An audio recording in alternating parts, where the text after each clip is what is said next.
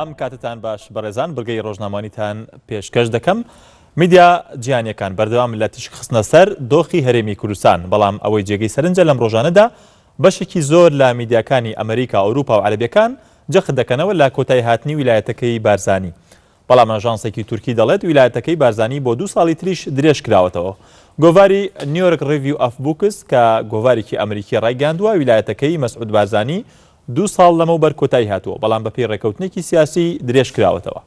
گۆڤار ئەمریکیەکە ڕایگەاندووە ویلایەتەکەی بارزانی لە 19 ئابی ئەم ساڵدا بەسەر چووە و کۆتایی هاتووە، بەڵام هێشتا خۆی لە پۆستەکەی داماوە. بە هەمان شێوە هەر دوێنێ ڕۆژنامەی واشنگتۆن پۆستی ئەمریکی ڕایگەاند بارزانی ویلایەتەکەی لە مانگی ئابدا کۆتایی هاتووە و شەریعەتی سەرۆکایەتی لەژێر پرسیاردایە.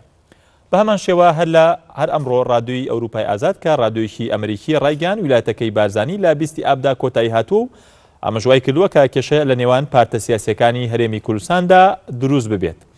ئەو ڕادیۆ ئەمریکیە کە لە زۆرێک لە وڵاتانی جیهان پەخشی بەرنامەکانی دەکات و پشتی بە ئاژانسی ڕۆیتەرز و AFP بەستووە، دەڵێت بارزانی دەیەوێت لە دەسەڵاتدا بمێنێتەوە و بەڵگەیەوە دەهێنێتەوە لە ئێستادا پێویستە سەرکردایەتی هەرێمەکەی بکات لە ڕوبەڕووبوونەوەی چەکدارانی داعشدا. بە هەمان شێوە لە ڕۆژنامەی دێر شتانداردی نەمسایی بڵاوکراوەتەوە ناخۆکیەکانی پارتە سیاسیەکانی هەرێمی کوردستان 2 مانگ لەمەوبەر لەسەر کۆتایی هاتنی سەرۆکایەتی مەسعود بارزانی دەستی پێکرد، بەڵام ئەو هێشتا لە پۆستەکەی داماوەتەوە.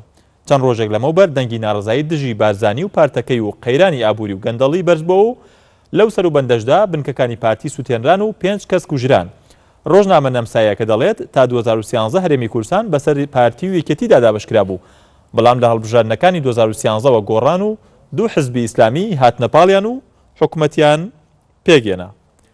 پرسی ویلایەتەکەی بارزانی لە میدیا عەرەبیەکانیشدا جێگەی باسە و لە راپۆرتێکی ئەلجەزیرە بڵاو کراوەتەوە پارتەکانی تری هەرێمی کوردستان لەو باوەڕدان کە ویلایەتەکەی بارزانی لە 19 ئابی ئەم ساڵدا کۆتایی هاتووە، بەڵام هێشتا بارزانی لە پۆستەکەیدا بەردەوامە. ئەلجەزیرە لە راپۆرتێکی درێژدا باز لە پرسی داخستنی ئۆفیسەکانی NRT و KNNیش دەکات لە شارەکانی هەولێر و دهۆک.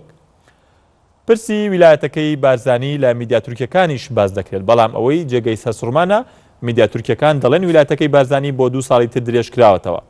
دەیلی سەباحی تورکی کە میدیایەکی نزیک لە AKP و حکومەتی تورکیا دەڵێت لە دوای هەڵبژاردننی ساڵی 2009 ویلایەتەکەی بارزانی لە 2013دا کۆتایی پێهات، بەڵام بە پێی ڕێکەوتنێک لە پەرلەماندا ویلایەتەکەی تا 20 ئابی 2015 درێژ کرایەوە. ئەو ئاژانسە تورکیا دەڵێت لە 7 ئابی 2015دا ویلایەتەکەی بارزانی بۆ 2 ساڵی تر درێژ کراوەتەوە، بەڵام نازانرێت ئایا ئەو زانیاریە تەنها هەڵەیەکە لەلایەن ئەو میدیا تورکیەوە ئەنجام درراوە یاخود بەمەبەست زانیارێکی لەو شێوەیە بڵاو کراوەتەوە. بڕگەی ڕۆژنامەی پێشکەشکردن، کاتێکی خۆش.